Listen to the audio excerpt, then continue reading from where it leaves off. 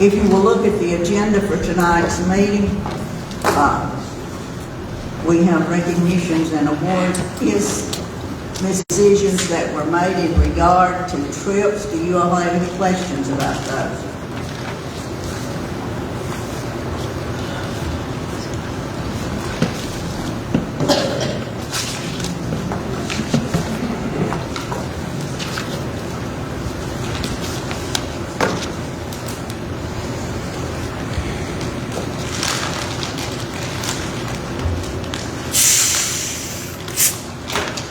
No questions about the executive decisions?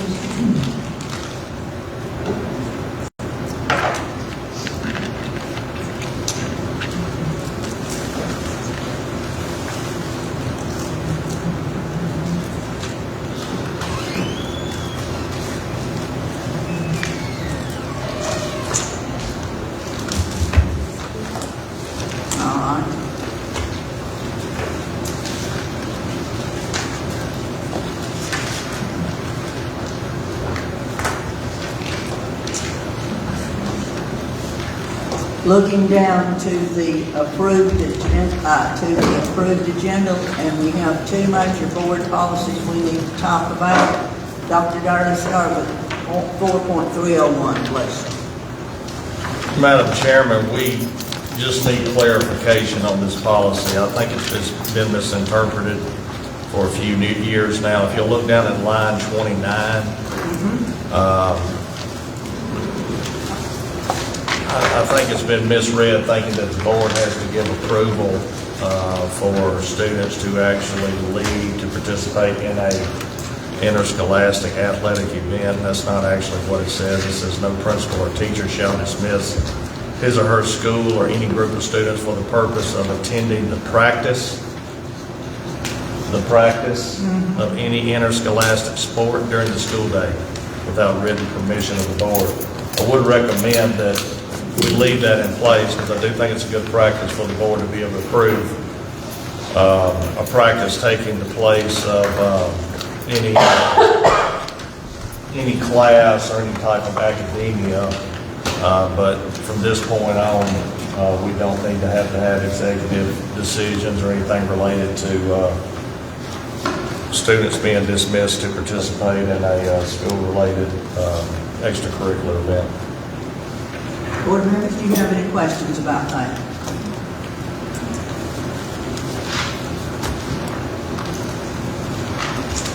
Then would you like to move that policy up to the consent agenda? Yes.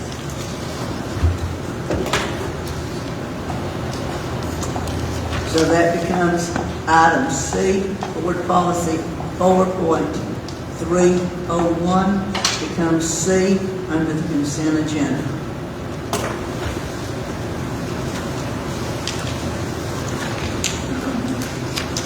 The next policy to look at and take care of is policy 5.305. Dr. Gurley, would you please speak to that? Madam Chairman, we need a modification made to this policy to recoup paid parental leave payments from the state. In order for us to be able to receive these payments quarterly, as opposed to having to wait till the end of the year to receive these PPL payments, we have to add the highlighted verbiage on page 2 under item 3. This will get us in line with new laws and regulations centered around paid parental leave. It will also prevent the potential risk of funding not being available at the end of the year. As you know, we have had some funding that has been pulled back at the federal level, and we thought it would be a better practice for us to start requesting this monetary payment quarterly as opposed to wait until the end of the year. The modification of this policy would allow us to do that. Thank you, sir. Board, if you will note at the end of the policies, there is a email that Carrie received from Taffy Bishop, and if you would please take a moment to read that. Hi, Carrie, that paragraph, then you could understand it will explain further what we need to do and why.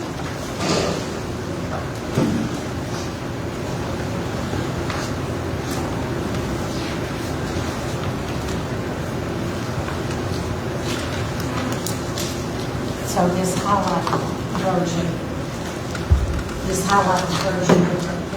Yes, yes.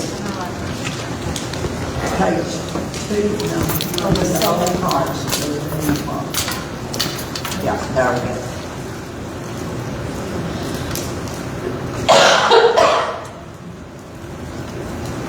Please take a few minutes and look on page 2 of the new policy that is highlighted.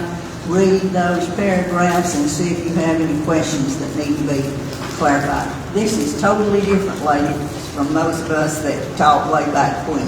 Things have changed considerably. Yes.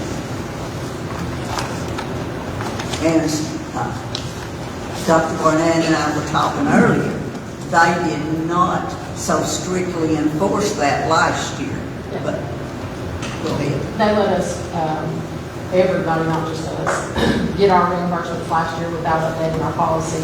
And then this year, I guess they just decided, no. So everyone is having to update their policy to this. And actually, we tried to find our neighboring districts, their policy, and theirs aren't updated either. So that's why I was happy to see this one. So we're all in the same boat. We just need to make this correction. Yes, ma'am.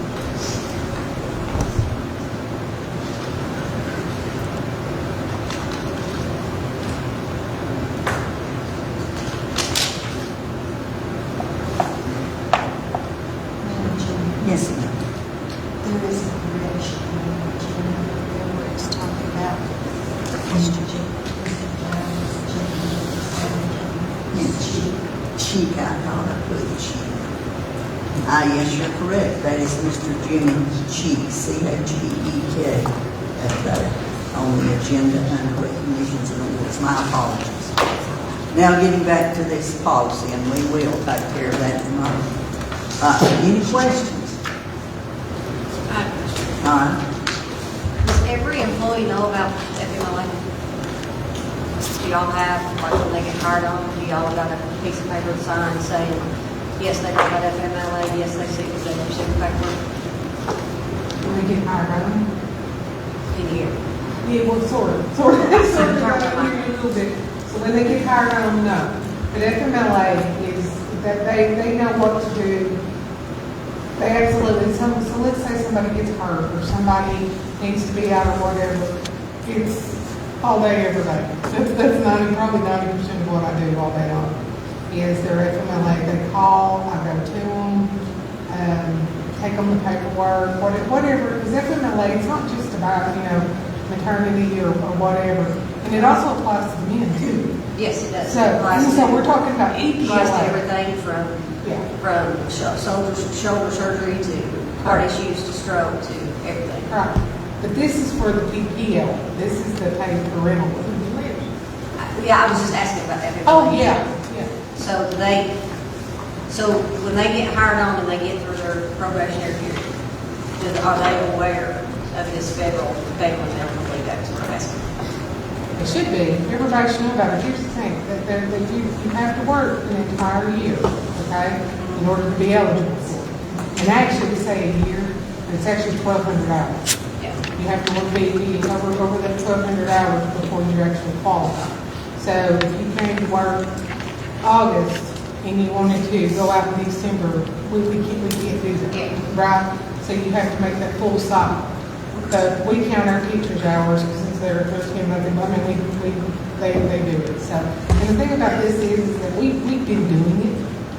It just wasn't changed. Okay. We were. Because I don't know.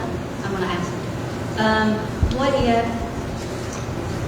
we have someone with a learning disability? I mean, I'm not giving them service, and they're out, and they either have a heart issue or something happens in their family. Do they understand? I mean, what's the protocol for that? I mean, I would hate for somebody to get fired based upon something that they don't, you know what I mean, that So they what don't. typically would happen if somebody started missing a bunch of days for whatever reason, we would contact them, obviously, and say, here are your options, you know, you have options for this. But FMLA is unpaid unless they're using their sick days. But if they don't have any, it's unpaid. Well, So- yeah, I know that family member. I was just As long as they are are using their sick days, that's probably what they, and then when they run out, I think that's when we would have the conversation about FMLA is available to you if you would like, you know. I think that was my question. And so, like you said, you do take it, we go out of your way to take and contact them and work with them. Oh, absolutely. Thank you so much. Yes, well, let me tell you this, so, it worries us, is we've got a teacher for some reason that's out an entire week, right? Are you okay? We're picking up the phone, we're making those phone calls, because what I've been trying to do is run the sub list every week, okay? So, for what it's worth, the first time in history, we actually have a plethora of substitutes, and it's fantastic. We do sub interviews in person now every 6 weeks, is what we're doing. I have them come in the office, and I think it's working better because you have that one-on-one conversation with them about what our expectations are. And since we're already, you know, some of them miss that training back in the summer, not everybody can come to that one day. I know everybody's saying it on the thing, right? So what we've done is we're making it ongoing throughout the year. And we got it set up with each of our school secretaries where they can actually set up day, time, whatever, whenever they're available and come into the schools after they meet with me. And obviously we need to do background check, you know, make sure they're good to go. And then after that, we'll set them up to go in and do their sub-training. That way we can keep this list going and running. But when I see, and not just a teacher, but a bus driver, anybody, you know, whoever is a paraprofessional, it doesn't matter. But if they've been out, you know, sometimes people will make it, you know, whatever, that's fine. But when we see that consistently, we need to find out what's wrong with those people. Is there something we can do to help? Do you need FMLA? Do you need the sick bank? I don't know. Just whatever it is, that whatever options there are and what we can do. Okay, and we do that for all employees, correct? Yes. That is wonderful. Thank you. All right, any other questions on policy 5.305? Would you like it moved as a consent? If that's the case, it becomes D on consent. Also, in the information that we received tonight, the threat assessment update for the Grundy County Board of Education, and this came from Ms. Thomas. If you will notice, it said this does not need to be voted on. This is just information for us. This sheet of paper.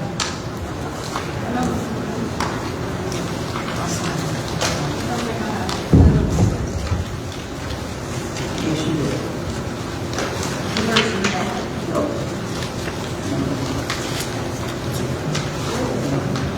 Short passion words.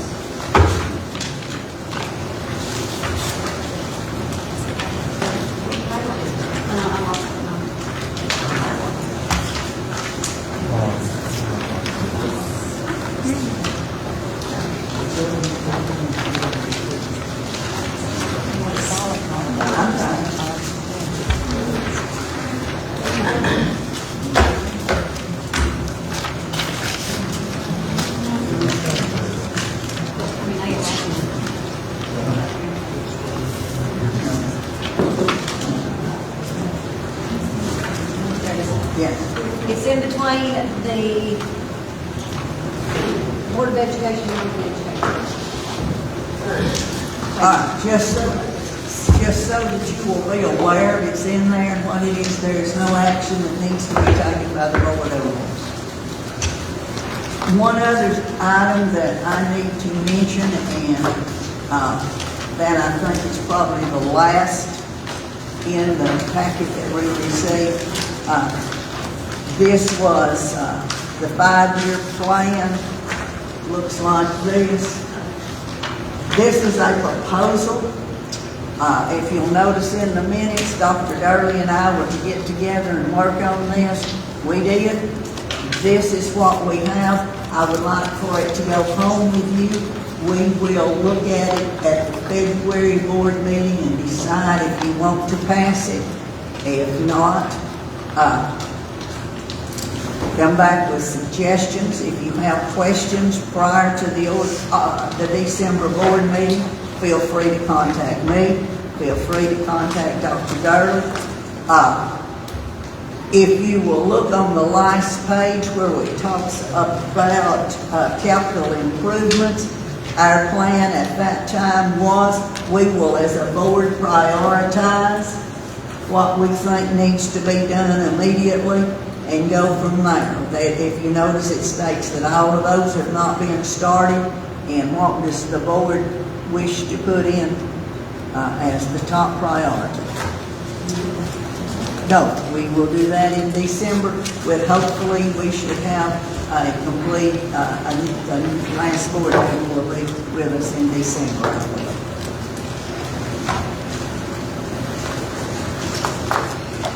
I believe that covers everything that is in our packet. Do you as board members have anything you would like to add to the agenda? I would like an update on Comont School. Has Dr. Darley taken out someone to take it to the assessment on it, and how soon will they have the assessment ready before the board? Yeah. We were supposed to have someone come in and give us a quote on how much it was going to We cost. have to hire somebody to do that. Have we taken none of it yet? Because But I'm back we with didn't, they did that, when they did yeah. Okay, so we can take and utilize that, which was how much? What can we do? I thought that we was gonna have someone come back in and give us another quote, because I know that, the one that Casey Joe came up with, what did you say that was, Margaret, Ann, 25 million? No, I didn't say that, no. I'm like Linda, I think it was around 18, but, well, if we're, I mean, it costs money to have that, what it is. And that's, you know, I don't see that we just need to go have another assessment done if we're not planning on using it. Okay, so if we're not planning on using it, then we need to go ahead and make a decision on what to do on that. And I think we decided that we would make a decision by, was it January? Yes. I thought that we was giving another, assessment and stuff on it. I don't know. That's what we got to get another assessment. I think it was mentioned, but as far as coming to a vote, a motion and a second, I need to, I know it was mentioned, but there was no action taken. Ms. Phillips, in these notes right here, Yeah. this is the October. Said the we very wait first- till January. The very first business item says the motion to retain possession of Beaumont Elementary School pending investigation with the deadline of January for a final decision. That's only the meeting for October the 13th, the first business meeting. All right. Then do we have any other thing that you would like to add to the agenda? Yeah, oh, no, I got a question for Renee. It's me. I got a question, and since we're pushing that child fine law,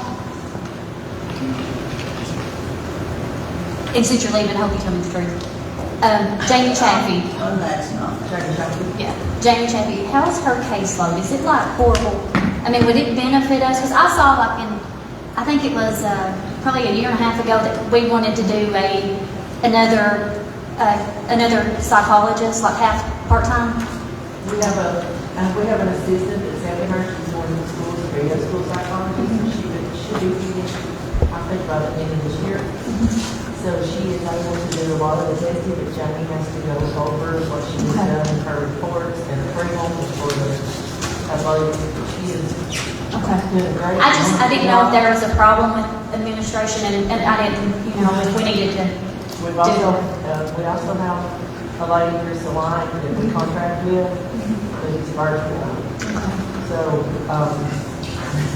honestly, we don't like using her unless we absolutely have to. So if Jamie and colleagues are getting behind, then we're calling her. And we do have her, Amy Smith has called her this last week, and she's going to be doing that again. I just didn't want us to get caught up in that and us not actually have the help that we needed. Right. I mean, it works both ways, Okay, thank you. Right now, we're good right now. So, great. Anything to add to the agenda?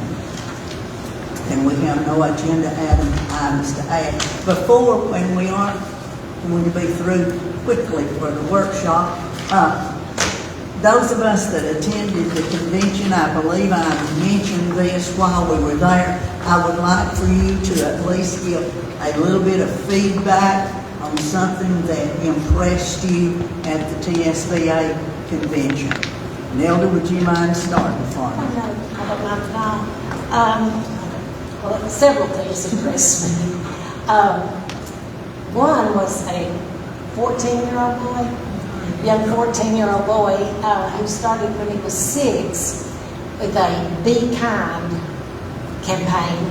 And it just grew and grew and grew, and he got all these people involved.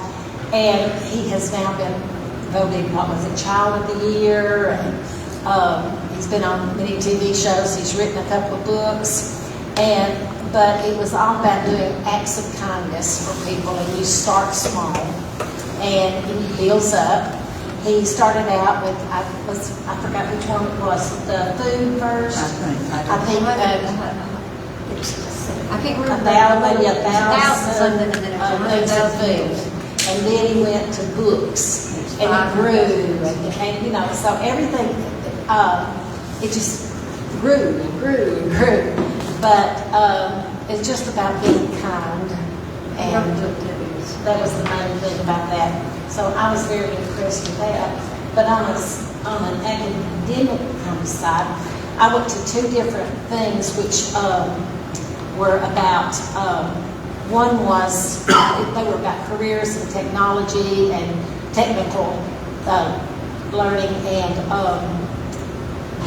how they incorporated the work-based, and I don't know how ours works, you know, but that's what I was interested in.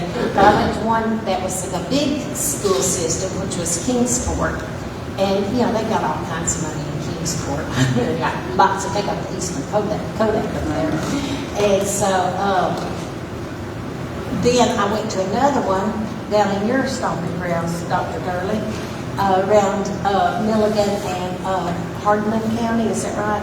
Which is a economically distressed county like us, and how they did it. But now they did have some the TCAT schools closer than what we've got. And I was talking to the lady afterwards, and, you know, I told her ours, we don't have a TCAT close, you know, where our kids could leave school and go to it. I don't know, maybe we do. But anyway, they had talked about their work-based learning too. And I thought both of those were very interesting and something that we might want to look at a little bit more. Thank you. Mr. Dole, would you like to be next?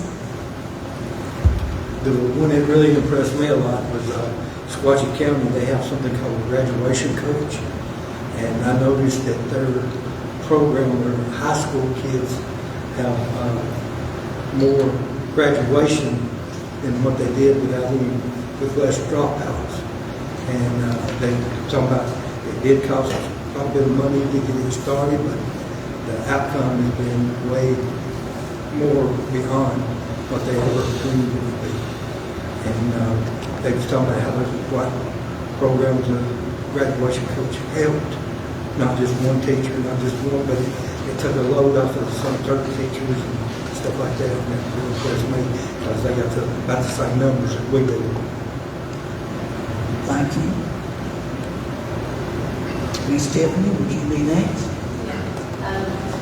I went to all 3 of the breakout sessions, but I think the thing that I liked the best was the speaker that we had the first one. And somehow he's related to Chick-fil-A. I don't know if he works for Chick-fil-A or he did work, he used to work for Chick-fil-A, but he told the story about how the cows got thrown on the football field and all that stuff. But anyways, but the thing that he was talking, he talked about this man that he knew that worked, and he was like way up, like the CEO of Home Depot. And the Home Depot guy had retired, so they moved him up. And so one of the things that he talked about was all the way down to his lowest employee. He wanted to know them. So he would find out something that they done during the week. And that he would, and then, like I said, he's way up here, over here. And he would write them a handwritten note just to tell them thank you. And I don't think we have that enough here. And that is one of the things that I was like, we need to say thank you. And I mean, and he told the story about how the CEO had actually came in and told the guy, you know, that they didn't believe him, that he'd actually gotten a handwritten note from the CEO. And they said, well, go and see if it's real. Put it in the sink and run water over it. And if it's real, the ink will run off and it'll disappear. Well, this man was so upset because he did that, because he was trying to prove to me that it was real, and he read his letter. So when he runs in, he's like, will you please write me that letter? So the guy wrote him an additional letter. And it was just, I don't know, to me, it just seemed like, you know, if you're way far up here and you don't want me down here, and you're not thanking the people that's down here, then you're not doing your job. So there's another little kid, we had some singing, but there was another little kid that got up there, and you could tell that he was trying to give his presentation, but when he would talk, you'd hear him go, because he was so nervous that he was breathing so hard. But he done really, really, really good, and it was just an inspiration of seeing throughout the state of what our kids are doing. And we need, next year, we need Grundy County kids up there doing something. We need Grundy County kids being shown of how great they are, because we've got some really great kids. Miss Mary Ann? The 14-year-old was very, very impressive. Sorry. 14-year-old was very impressive. And I thought it was very interesting how we became, and the kids have so many more opportunities to get credits. And I would like to make sure that we are taking and offering them all the credits. I was sick, so I didn't get to attend all the breakout sessions, but the one that I did attend, it was really interesting. It was about how board members should treat each other. And in there, they was taking and talking about a certain board member who made a personal remark about another board member. And how that board member would apologize, because nothing should ever become a personal level like that. That when we walk out of this door, what happens in here, or to stay in here. And that you should never bring anything that has to do with a personal life to a board meeting and say it out in public. And how that they should apologize for it, and how social media should never be used to take and hurt other board members and stuff like that in the personal life. I thought it was really, getting the input from all the other chairmen, other board members, directors, and stuff, it was nice. Miss Bruno? Well, I believe everybody has pretty much said about the same thing. It was, the little boy was very impressive. I mean, all doors said, it was, everybody said pretty much the right thing. I mean, it was very good conference, so that's all I say. Everybody said pretty much. That's it. Thank you. Couple of things I'd like to share. The final session, Mr. Hodge, I believe, is the gentleman who spoke to us.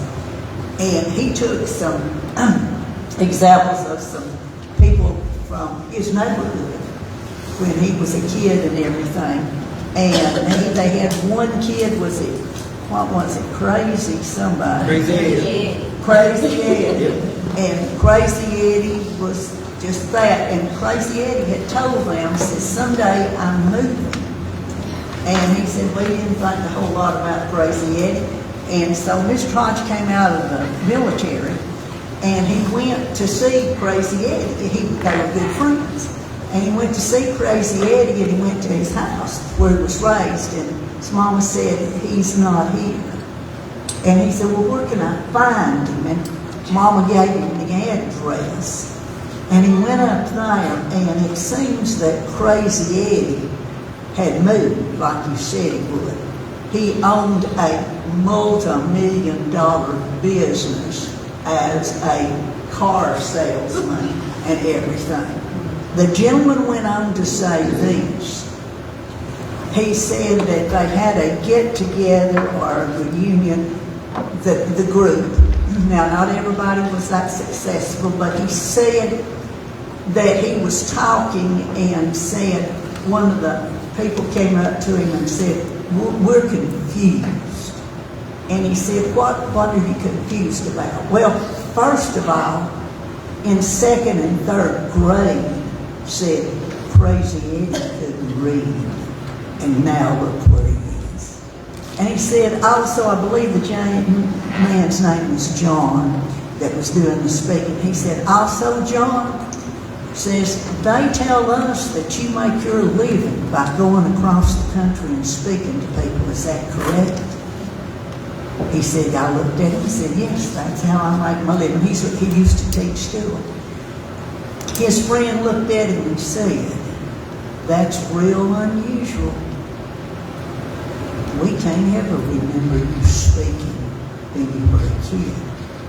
And he said, I have a horrible stuttering problem. He says, I still do. I get irritated and agitated and don't watch it. He says, but the thing about this is, the one kid that couldn't read, guess where he is? And the one kid that couldn't speak, guess where he is? And as you can see from what we've said, the whole conference was talking about the potential of our students, and it emphasized the thing about kindness. The other thing, the academic thing, was the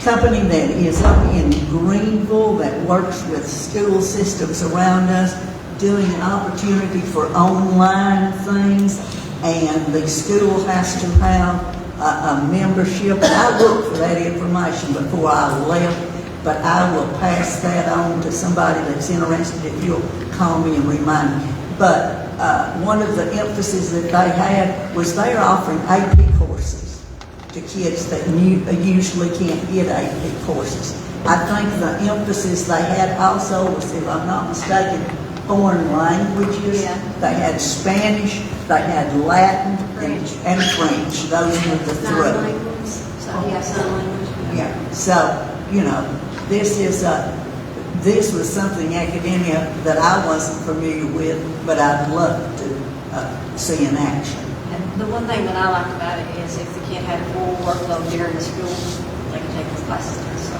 Yeah. One of the things that got me about Crazy Ed, in 6 months in his dorm room, he made $14,000 selling cars out of his dorm room. Talking about on campus. yeah. And he's talked about when he went to see Crazy Eddie, or when he was going somewhere, Doyle helped me out. He was going somewhere, and he says, I was driving this car. He said, Crazy Eddie gave me a real good deal on it. Well, the one thing that all four of those children, that when he was telling the story, the one thing that all four of the children had in common was one good teacher that believed in them. Yes. Fifth grade teacher, she believed in all four of them.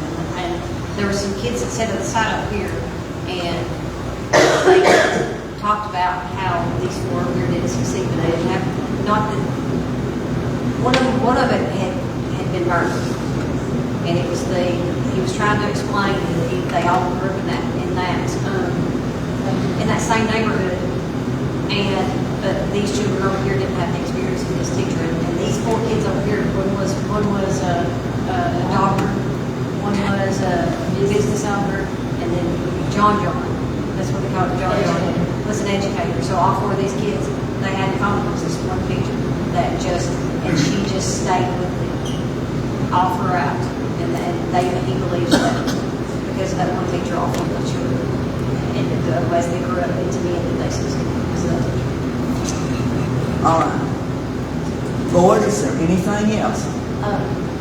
Yes, ma'am. Tracy Elementary is having their Christmas gift shop December the second week, whatever that is, 8th maybe. Yeah, December the 8th through the 12th, and they could use some help. wrapping presents or working in the gift shop during the school days, during the school day. So if anybody would like to volunteer, I'm sure they would love to have you. They're already wrapping gifts. And So we throw could that out there. just call and say what time we were available if they could. Okay. Or if anybody wants to offer to do that. I have one more thing. The city of Beaumont is wanting to name the road from the junction to the city limits of the Dawn School Yellow Jacket Drive. And they need the board's approval for this. Has it gone through county commission and all of that? Does it have to go on that?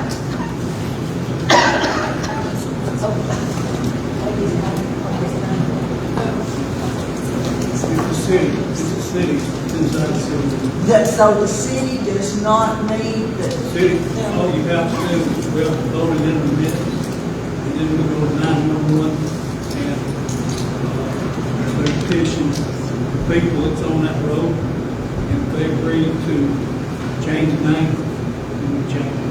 It's just Highway 108 now, what we would name that section. From the junction to our city limits out last school here, Yellow Jacket Drive. all right, and you need the board's approval Yes, in order to proceed with that? yes. Would you like to add that to the agenda, board? Yes, please. All right, that would be A under approved agenda then.